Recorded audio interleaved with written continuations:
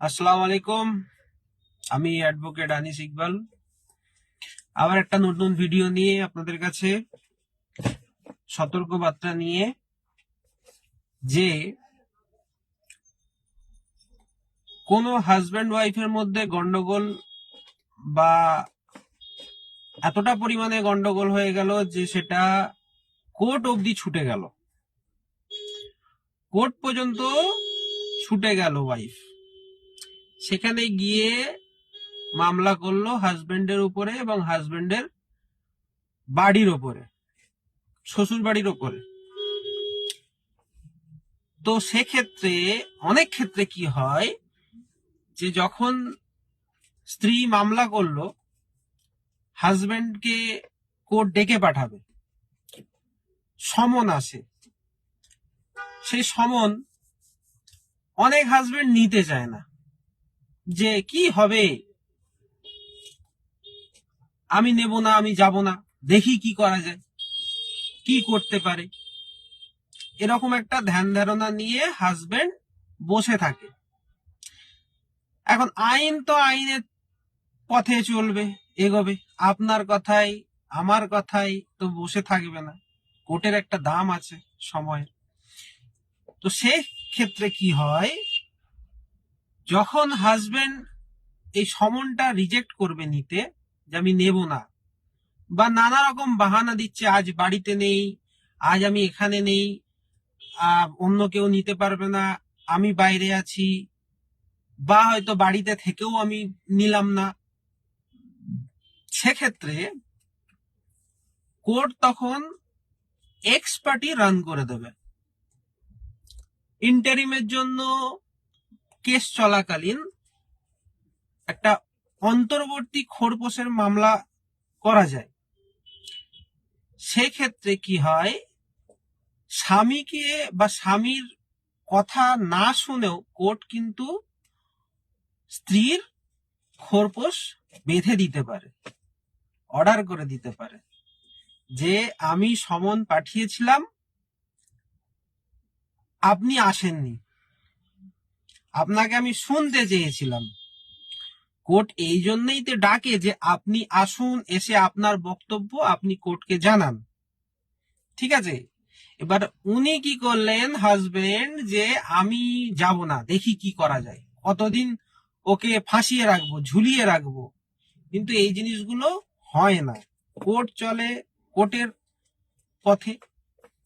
নিজের ভাবে কিছু ভেবে বা নিজের মতন করে চালনা করার ক্ষমতা তো নেই, সুতরাং কোর্ট চলবে কোর্টের রাস্তায়। এখন অর্ডার হয়ে যাবে মেনটেনেন্সের, আপনাকে তো শুনলো না, পরবর্তী সময় আপনি যখন আবার একটা নোটিশ আসবে যে আপনার এগেনস্টে তো আপনার স্ত্রী মামলা করেছিল খোরপোশের, বা যে কোনো ক্ষেত্রে যে কোনো মামলার, তো খোরপোশটাই বলা যাক, যে খোরপোশের মামলা করেছিল, আপনাকে ডাকা হয়েছিল কোর্টের দ্বারা, আপনি কোর্টে উপস্থিত হননি অমুক ডেটে, সুতরাং একতরফা অর্ডার হয়েছে যে আপনার স্ত্রীকে মামলা চলাকালীন আপনাকে এই টাকাটা মাসিক রূপে দিতে হবে। এখন তো হাজবেন্ডের মাথায় মানে বর্জ্যপাত পড়ে যাওয়ার মতো অবস্থা, যে আমি গেলামই না, অথচ আমার কথা না শুনে কোর্ট অর্ডার দিয়ে দিলেন, ऐसे कैसे हो सकता है। এটা এরকম ভাবনা চিন্তা থাকে যে এটা কিভাবে সম্ভব, যে আমি গেলাম না, অথচ আমার স্ত্রী আমার বিরুদ্ধে মামলা করে খোরপোশ মেনটেনেন্স করে আমি নিলাম না, গেলাম না, অথচ আমাকে দিতে হবে এরকম মাসিক একটা খরচ। তো তাই বলবো হাজবেন্ডদের, যে কোর্ট কোর্টের মতো করে চলে, আপনার মতো করে চলে না। আপনি এড়িয়ে যাবেন, আপনার স্ত্রী খোরপোশ পাবে না, না খেতে পেয়ে মরবে, আপনি তাকে মেনটেন করবেন না, মেনটেনেন্সের খরচা দেবেন না, এমনটা নয়।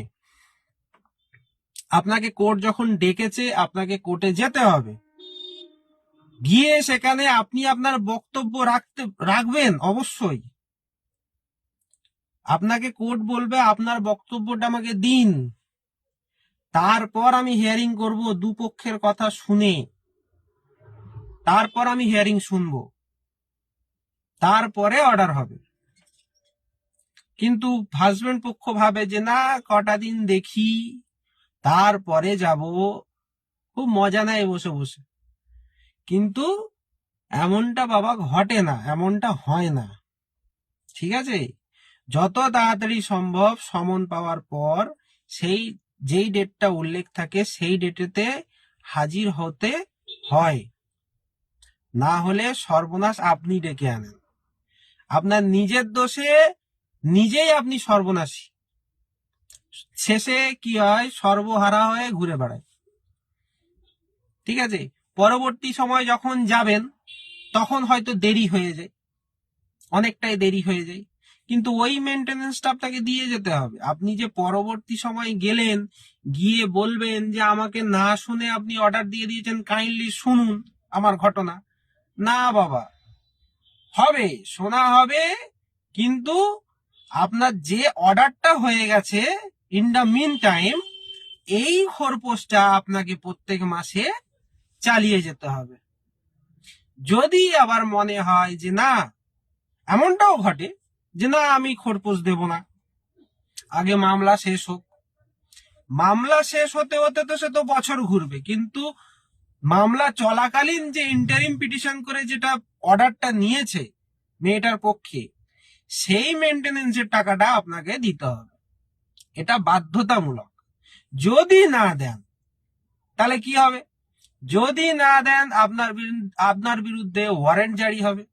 ওয়ারেন্ট জারি হলে কিন্তু পুলিশ বাবা জীবন এসে বাড়িতে কড়া নাড়বে, আর পুলিশ বাবা জীবন বাড়িতে এসে কড়া নাড়লেই তখন কোর্টে গিয়ে উপস্থিত হতে হবে, কলার ধরে কোমর ধরে বেঁধে দড়ি বেঁধে নিয়ে যাবে কোর্টে, যে আপনাকে কোর্ট ভালো মুখে ডেকেছিল, আপনি আসেননি, আমাদেরকে অর্ডার দেওয়া হয়েছে, এবার চলুন। এবার পুলিশ নিয়ে গিয়ে সেখানে কোর্টে গিয়ে হাজির করবে, তারপর সেখানেও আবার কোর্ট হয়তো বলবে যে আপনি আপনার এত মাসের টাকা আপনি দেননি। তখন আপনি বলবেন যে আমাকে তো শোনাই হয়নি। ও মাছি মেরে ওই গুড়ে মিষ্টি নেই, ওই গুড়ে মিষ্টি নেই যে আমি বলবো আমাকে তো শোনা হয়নি, হুজুর আমাকে শুনুন আগে তারপরে। কোর্ট বলবেন না বাবা, আগে মেনটেনেন্স যেটা অর্ডার হয়েছে সেই টাকা দাও, কিছু টাকা বলতে 50% চেয়ে বসবে কমপক্ষে। ধরুন আপনার 5,000 টাকা করে মেনটেনেন্স পড়েছে প্রত্যেক মাসে, আপনি হয়তো 6টা ডেটে গেলেন না, তাহলে 5 6 30,000 টাকা, 30,000 টাকা আপনার স্ত্রী পাবে আপনার কাছ থেকে। এই 6 মাস যে কিভাবে কেটেছে কি না কেটেছে সেটা আপনার স্ত্রীই জানে, কারণ আপনি জানেন না। এবার কোর্ট যে ডিসাইড করেছে যে আপনার স্ত্রীকে 5,000 টাকা করে মাসে দিতে হবে, আপনি সেটাও দিলেন না, পরবর্তীকালে গিয়ে গান গাইছেন, তখন কোর্ট বলবে যে ঠিক আছে আপনি 20,000 টাকা দিন, তাহলে কমপক্ষে ওয়ারেন্ট হবে। ওয়ারেন্ট হয়ে আপনি গেলেন অ্যারেস্ট হয়ে, সেখানে গিয়ে আপনার ওয়ারেন্টটাকে সারেন্ডার করতে হবে। আপনি সারেন্ডার যখন করবেন তখন আপনাকে ওই টাকাটা দিয়ে আপনাকে সারেন্ডার হতে হবে। ঠিক আছে, সেই টাকাটা দিয়ে আপনাকে সারেন্ডার হতে হবে, নাহলে কোর্ট বলবে বাবা তুমি ভেতরে চলে যাও, তোমার বাইরে থাকার কোনো লাভ নাই। ঠিক আছে, তুমি ভিতরে থাকো, বাইরে অনেক রোদ্দুর ধূপ আছে, তুমি বাবা ভেতরে কাঁথা কম্বল মেরে শুয়ে থাকো, তোমাকে মেনটেনেন্স দিতে হবে না, তুমি ওইভাবেই পড়ে থাকো। ঠিক আছে, তাহলে এই ছলা কলা করে হাজবেন্ডের বাঁচার জায়গা নেই। যারা আপনাকে উপদেশ দেবে যে কিচ্ছু হবে না, চুপচাপ বসে থাক, পরে দেখা যাবে, এই পরে দেখা যেতে গিয়েই এই কাণ্ড কারখানা হয়ে যায়। তখন কি হয়, আপনাকেই পরবর্তীকালে টাকা দিয়ে আবার বেল নিতে হবে, বেলের খরচ আছে, আবার উপরন্ত তো মেনটেনেন্সের ওই টাকাটা তো দিতেই হবে। তারপরে আবার কোর্টের জায়গায় কোর্টের রাস্তা অনুযায়ী চলবে, সেই মতো আবার আপনিও চলবেন, তারপর সাক্ষী সবুত হবে, তারপর মেন অর্ডার হবে, সেটা হচ্ছে পরের কথা। কিন্তু সেই সময় যখন আপনি ওই ডিনাই করলেন, রিজেক্ট মেরে দিলেন যে আমি নেব না, ফিরিয়ে দিলেন, তখন থেকে গেমটা শুরু হয়ে যায়। তাহলে আপনার উচিত যে যখন কোর্ট আমাকে ডেকেছে, কোর্টের কাছে গিয়ে আমার বক্তৃতাটা বা বক্তব্যটা আমাকে সরাসরি গিয়ে কোর্টকে শোনানো, যাতে কোর্ট বুঝতে পারে যে না, এই মানুষটারও এই প্রবলেম আছে, মেনটেনেন্স দিতে হবে, এটা অনিবার্য, মেনটেনেন্স দিতেই হবে, সে যত বড়ই খেলোয়াড় হন না কেন আপনি, ঠিক আছে, মেনটেনেন্স আপনাকে দিয়ে যেতেই হবে। এবার সেটা 2 টাকা কম 2 টাকা বেশি, ঠিক আছে। তাহলে ঘটনা হচ্ছে এটাই যে যখনই কোর্ট ডেকেছে আপনার উপস্থিত মাস্ট। সুতরাং এই কত মানুষ আছে জ্ঞানী ব্যক্তি, তারা বলবে যে যা হবে হবে, দেখা যাবে। কোর্ট তো আজকাল তো কোর্ট কেউ মনে করছে না, কিন্তু কোর্টের জায়গায় বাবা আছে, এখনো পর্যন্ত কোর্টের জায়গায় আছে, জুডিশিয়াল সিস্টেম সবার মাথার উপরে। সুতরাং এইভাবে অবহেলা করে নিজের প্রাণের ঝুঁকি বাড়াবেন না। সুতরাং কোর্ট যখন ডেকেছে, কোর্টে অবশ্যই আপনাকে হাজির হতে হবে এবং আপনার বক্তব্য রাখতে হবে, না হলে বাবা ভেতরে, সোজা ভেতরে, বাইরে থাকার কোনো লাভ নেই, এটাই বলে দেবে। সুতরাং সমনগুলোকে গুরুত্ব দেওয়ার চেষ্টা করুন। আগামীকালের নিজেদের বা নিজের প্রাণের ঝুঁকি, বসবাসের ঝুঁকি বা নিজের কোনো রকম কিছু যাতে না বাড়ে, সেজন্য আপনাকে কোর্টের সমনকে প্রাধান্য দিতে হবে। এটাই নীতি কথা, এটাই উপসংহার। আসসালামু আলাইকুম, আবার পরে কথা হবে।